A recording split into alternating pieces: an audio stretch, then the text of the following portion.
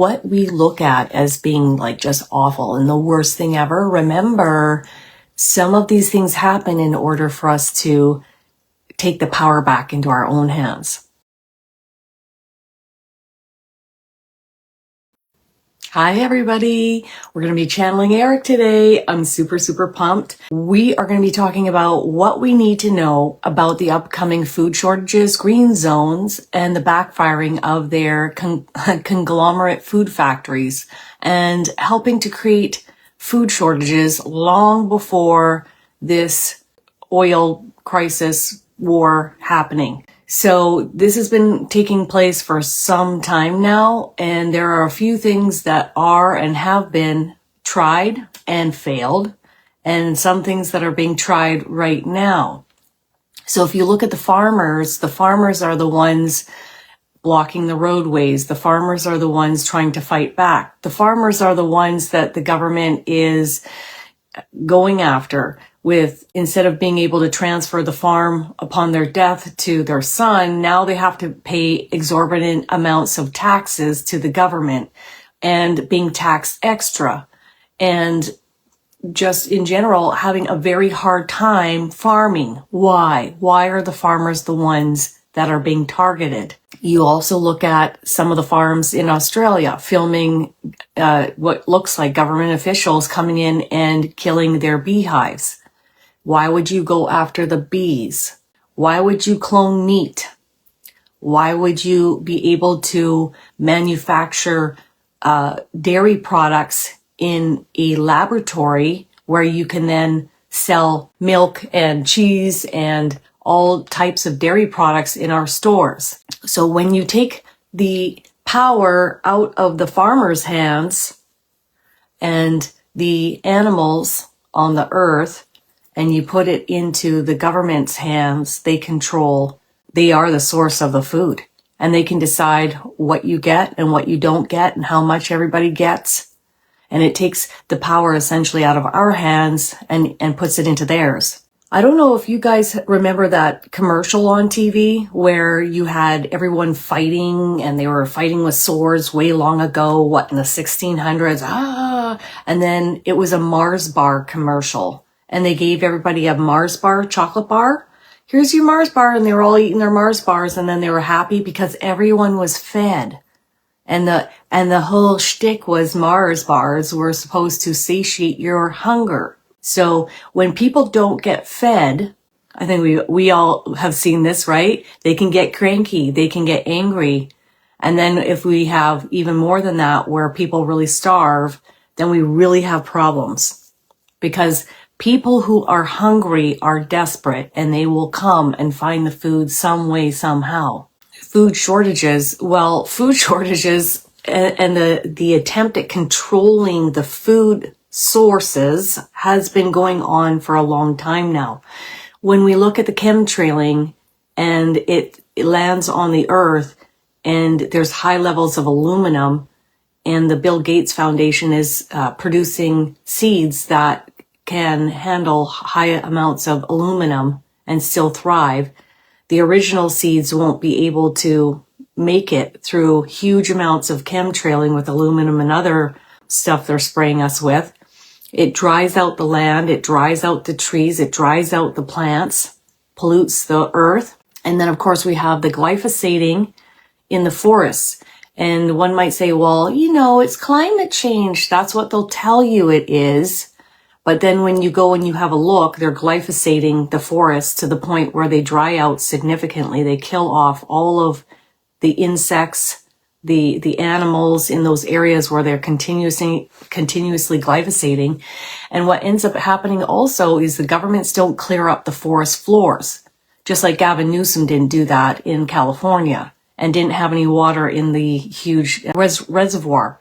And he still doesn't, by the way. So if any fires ever broke out this summer, there's no water there. I'd be pretty nervous if I lived there, knowing what he did last time. So when we look at the big story that they're going to tell everyone is climate change. And maybe there is something to that. I'm not saying there isn't, but there is a mass agenda to dry out the plant life, pollute the planet with their chemicals, and basically take away our food sources. Because who controls the food controls the people. That's another form of control. If they can get that, then it's a done deal. And as you guys well know, there's a huge cricket factory built in Ontario, and they planned on having us eat dried crickets. And then you see Nicole Kidman trying to promote eating bugs and sitting there and really enjoying 5 or 6 different bowls of bugs. And yum, yum. So you can see who is controlled by the establishment to try and push this narrative on the people. Why would they glyphosate the forests? And why wouldn't they clean up the forest floors? Because that will mean forest fires. And they are totally fine with burning down the forests so that we can't live there or grow anything for a long time. And it forces the people out of these areas into the cities, which ultimately their goal is a 15-minute city in which all of us will live in. When I talk with my team and I talk with Erik about these food shortages, some of the areas on Earth are going to fare better than others. And I remember, about 8 months ago? I think I was channeling live when I was picking up on we won't be allowed in grocery stores.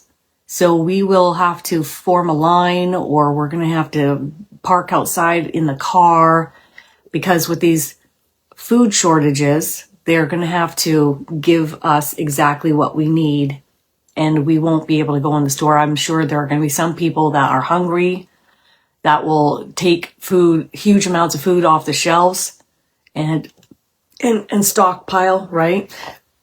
And possibly steal the food so there won't be enough food. So that's coming. But when we look at those who are going to fare better, what the angels are calling repeatedly are green zones. So green zones, and I said, what are green zones? And these are areas where you have the local farmers growing crops nearby your city or nearby where you live, or you are growing these crops on your own land. So you have local produce, local meat, local farms, and you can access those separate from your grocery stores. Or you have multiple different butcher shops that are getting the meat from multiple different close locations. So you're going to fare better in those areas than anywhere else. And then, of course, water is a huge one. We either drink the tap water, which the angels never recommend ever, unless you live on a piece of land with a well or you have a spring on your land. But ultimately, what we're doing is we are looking in your phone book, looking at the local springs, having the spring water delivered to your door, and that creates much more of an alkaline body rather than an acidic body. And a healthier body is an alkaline body where the water helps to cool you down. So if you're drinking your water and you're not feeling satiated, which means you're still feeling thirsty, even though you're drinking, but you still feel thirsty, it's going to tell you right there, you need to change that water. Because when you're drinking spring water, you feel immediately cooled and satiated. And it has a lot of the minerals in that water that our body needs as well. And what were we drinking thousands of years ago? Spring water. And we're going to have to be prepared for that. Or, like I channeled from Jesus last week, moving in with each other, combining our incomes, living on a piece of land where maybe there's a spring. Green zone means I have access to food, meat, dairy, produce, water in my local vicinity. And we want to make sure that we are eating local dairy, not their lab-grown dairy. The second that hits the supermarkets in 2027, fake meat or cloned meat in our grocery stores with this lab-grown dairy products, then what do you think will happen to all the farmers and all of the dairy producers. It's going to be tough going. So we want to make sure we eat local more now than ever before. I always have, but I'm lucky with where I live. And maybe you guys aren't aware of what's around you because you haven't looked yet. So maybe there's places around you that everyone's been going to, but you didn't even know existed yet. I mean, there's a road here. You go up this one road outside the city, they grow cherries, raspberries, blueberries, strawberries. And then if you can't make it in the summer, but you still having this fruit, what they do is they bag it up and they freeze it year round. So you go and you check out their freezers and they've just got it all frozen and ready to purchase all year round. The backfiring of their conglomerate food factories. So they're going to try to sell you crickets and they're going to try and sell you other forms of protein other than meat. And they're going to say it's about climate change. And this isn't taking away from the fact that, they have been cutting down massive amounts of forests in order to have more grazing for animals.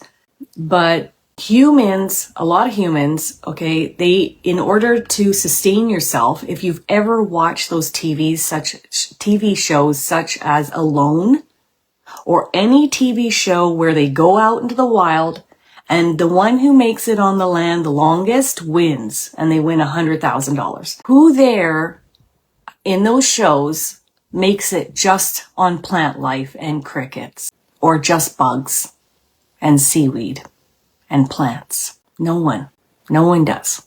And the ones that make it the longest are the ones that are catching the fish. They're the ones that are hunting game, know how to produce it, and their bodies sustain the longest period of time. That and their shelter. But if you put in too much energy and effort on your shelter, you become very fatigued and tired. The simplest one, this gentleman from Georgia, he just kind of made a quick shelter.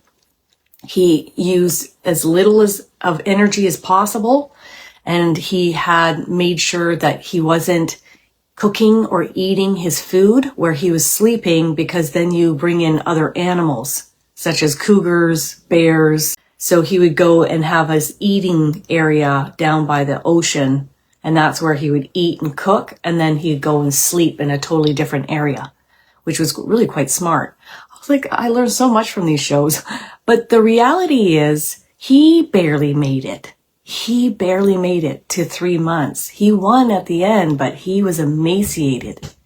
So at the end of the day, when you look at these programs, there was one where they were up in Alaska living off the land in these cabins.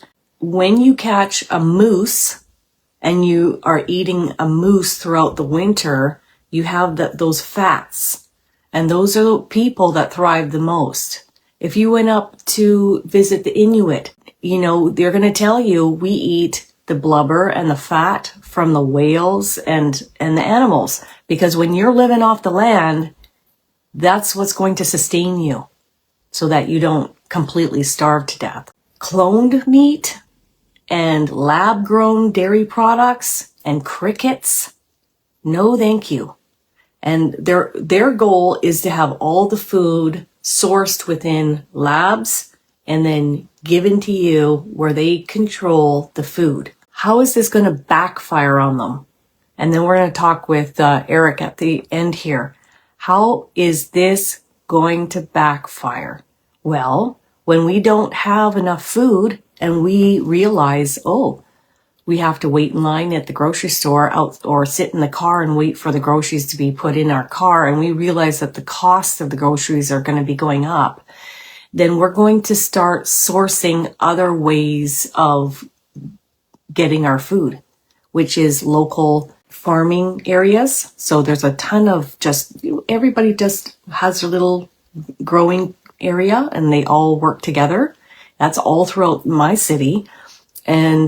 Or you purchase a farm or you work with farmers in trade of food. And how this is going to backfire on them is you will be a part of learning how food is produced. And it will be essentially going back to the ways that it once was, where we really were in tune with the land a lot more and learning other ways of growing and gathering our food. So when we all spread out and we take the power back into our own hands and we find other ways of sourcing our food other than the grocery store, that's where it will take the power out of their hands.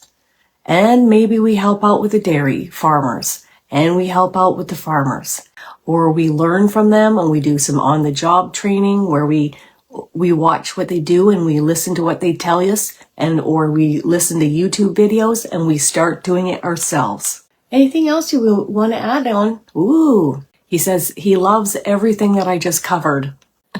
He says if they had it their way, we'd all be in shackles. He says like completely controlled. It's really important for us to be aware of what is transpiring behind the scenes and to be aware that we have the power. We can learn and gather knowledge and take the power back into our own hands away from them. And that is what essentially will happen. And they will cry climate change. The other thing he's mentioning to me is like we have this scientist called David Suzuki here, and I was a part of the David Suzuki Club in grade 8. But over the years, okay, as I've gotten older, I'm like, he's spewing the same thing in narrative from like grade 8, and nothing's really changed. And you understand that it's a narrative that the systems in place want to push on the people to believe, but is that necessarily true? And you realize maybe this person is being paid off to tell this narrative, but maybe really in truth, it's just to slowly, gradually over time move us into a tighter pen where we're more controlled. Well, it's for climate change. Okay, I'll move into a 15-minute city where we don't drive and we only walk and we're all controlled and we can't leave the city. And if you want to leave the city, you've got to pay. And then soon we're not allowed to leave the city. And soon we only have the lab-grown food to eat. And we don't have natural sources of food. A narrative is being pushed on us rather than the truth in order for them to achieve their agenda. And climate change is a part of this narrative. And he says places like Africa, where there isn't as much of a green zone, it's going to be very difficult for them in many ways. Because it's not just food shortages, but, gasoline, oil, diesel. But the one thing we need to understand is this is going to be for a period of time. He does this with his hand. And so we're not looking at like years upon years upon years out. But it will be long enough, he says, for us to gather knowledge and information on how to learn new skills and gather resources, learn from others so that we take the power back into our own hands. So what we look at as being like just awful and the worst thing ever, remember, some of these things happen in order for us to take the power back into our own hands and to gather the knowledge that's needed in order for us to thrive long term. And then pass that knowledge on to other people too, and teach them and teach classes to the little ones on how to grow a garden, how to take care of a flock of sheep, or a group of animals. North of me, the system here was trying to stop people from having animals on their land. Like apparently their fences could only be 4 foot tall. They weren't allowed to have a rooster. They could only have 6 chickens.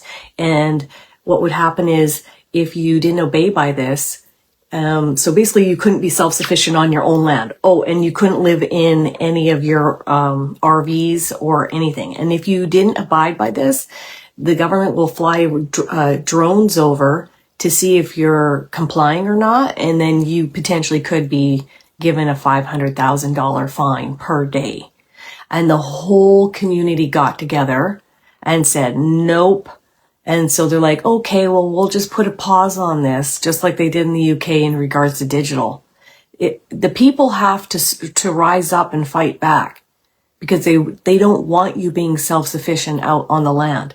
And if you think that it's just the oligarch families and it's just the, prime ministers and the presidents and it's just the government, no, it filters down. It filters down through all the mayors and all of the council officials that make all the decisions for the people where they live. And next thing you know, you're being told, oh, my fence can only be 4 foot tall and they can fly drones over my property and the police can just come onto my property if they want to and inspect anything and everything I'm doing.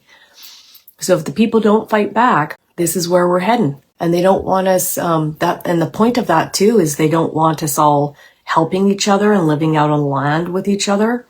And you guys may have heard about the ostriches that they killed here in British Columbia, and they took the owner's land away from them. But ultimately what it came down to is the ostriches were quite old. I think they were around 40, and the yolk in their eggs were being examined in Japan. And the yolk was being looked at to help boost the immune system and help fight viruses. And so if this had developed even further, then what would be the need for vaccines? And this is why you'll hear of them putting the vaccines in some of the lettuce in our grocery stores. And I don't know what else they're putting it in, but they openly admitted lettuce. But the thing is that when you look at the ostriches weren't doing anything wrong. They refused to get their health checked before they culled them. And ultimately, you can understand that it's the pharmaceutical industry that is controlling this. If they keep us sick, they keep us weak. If we can't eat meat, they keep you weak. If you can't eat good, clean food sources, they keep you weak. So I think to myself, well, if this is what they did to the ostriches, you can only imagine what they're going to potentially want to do with people. That's the way I see it. Moving out on the land is the worst thing that they would want. They do not want that. They want us all wrapped up in a little 15-minute city. We are going to be getting much more mindful about where our food comes from and how to receive our food from different locations and learning about how to grow our own crops. And we are going to take things much more seriously as to how we grow it, where we grow it, and learning everything we can about it. He's just smiling and he's reminding us that what we see as being like the worst thing ever. I mean, if you think about all this oil of 20 million barrels of oil coming through the Hormuz Strait, this one little choke point being overlooked by one group of people, it is a little concerning that all those other surrounding countries are all getting choke pointed through this one group of people. And so I'll give you an idea. They bring through 20 million barrels a day. Canada does 5.9 million barrels a day. US does 13.5 million barrels a day. And since this Hormuz Strait issue has been happening, all of the vessels have been coming to Texas and getting loaded up with oil in the USA. So half of them could carry 2 million barrels on these vessels, and the other ones I'm guessing are about 1 million. So that millions of barrels are coming on these vessels and then coming back. So they're rerouting the power away from this one choke point with this amount of energy coming through it. To think that things are this fickle, where if this one choke point gets, if they decide to create a nuclear weapon at some point in the future and use it, and we don't do anything about this now, that doesn't make me feel super comfy. Do I like war? No, absolutely not. But are we at a point on Earth where certain measures need to be taken in order to remove all the power from these extreme people? Yeah, I do. I feel like we are at that point. And I feel for those Iranian people. And if you talk to any of them and you listen to them and you listen to any of them talking about this, they are so all about this and being freed. 91 million people. And if you see the videos online, the women are so happy on the street. They're all smiling and they're not being covered up. I don't think we quite understand what Sharia law means. We do not have a clue if that happened. If that just happened to you overnight, because Iran used to be a completely free democratic society, and then overnight they were all enslaved in Sharia law. He says he's really happy that I'm talking about this topic because it needs to be heard and it needs to be discussed. And he's cheering us on from the other side and he's watching over us. And he says, and he wants us to be eating really good sources of food, not lab-grown food, not cloned food, not government-run controlled food. That at some point, if we don't get really aware of where we're sourcing our food and eating our food, if that becomes the dominant, then it closes all the farms, it closes all the dairy producers, and then it's just the system that runs the food in these factories. But this is going to backfire on them, he says. I don't think that's a dream, Missy. The government gathering all the cows and you couldn't get meat unless you complied. If they chose to, if they chose to do what China has done, they've taken all the small farmers off their land. And too bad, whether you like it or not, you're coming into the 15-minute cities. And the other thing that they've done is instead of letting the animals roam and graze on the land with fresh air, they have these giant buildings with levels of pigs. You can look it up online, people. Pigs, all in like a giant apartment building. Towers of pigs. They never see daylight. They're just shoved in there. Australia's not doing good right now. When we look at the cost of their fuel and their diesel and the fact that they're so spread out, and to get anywhere or do anything, you need to have these energy sources. And where do they buy it from? China. And that's another point being made, is that Iran has been funneling a lot to China. So I think that the US is trying to keep that in check. And so when you look at where does Australia buy from China and other Asian countries, and so that's a problem. And you look at Australia, their soil and their land, I don't see a whole lot of it being used to grow crops and food. Although they do have animals, so that's good. And they can collect rainwater, so that's good. And I'm sure that they have springs coming up, so that's also very good. And if you look at what they have as far as opals, gold, and other minerals, rubies, crystals, they've got tons of that there. So that's also good. So when we look at food shortages in particular worldwide, it will vary between per country or per area in the country. This is correct. Some will fare better than others. But the reminder here, Erik is saying, is that this is going to be for a period of time, not for forever. And how long do you foresee this going on for? The minimum right now is 2 years. It hasn't even come close to hitting us yet.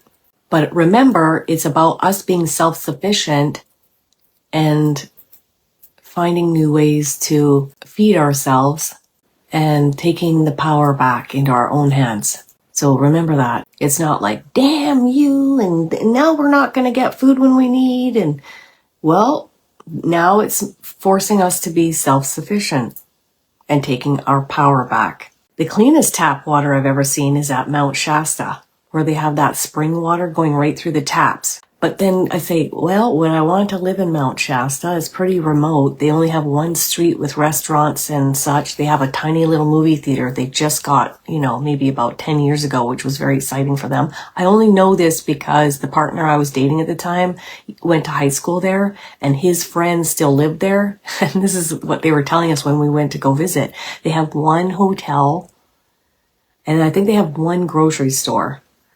But if you lived there, you'd have the best drinking and bathing water you've ever had in your life. So let's tune in with Dana Any messages in regards to the relationship that ended this week? Hard right now, but for the long term, it's what's best. And they're just saying that some relationships are meant to be for a period of time, not for an extended for the rest of our lives length of time. Not only with relationships, but also friendships. We could say that they time out, but what it really means is it's energetically no longer in vibrational alignment and it's meant to come to a close. And they're telling me that you're going to feel better in time. Okay? So just take good care of yourself. Lots of rest, lots of grounding, lots of me time, self-love time. Let you know I've got 3 days left next week for the 30% off Happy Easter special. And we have, I said this date incorrectly last live. I was like kicking myself. But we have the Remote Healing with Jesus this Sunday at 9 a.m. Pacific Daylight Time. I'm super pumped. So if you'd like to sign up for that, that's only $33. And I've put up a nice deep healing next month with the Ascended Masters for 1 hour. And if you're interested in meeting your spirit guides class, that's also coming up next month as well. Okay, you guys, love you. Love you and leave you. Bye-bye.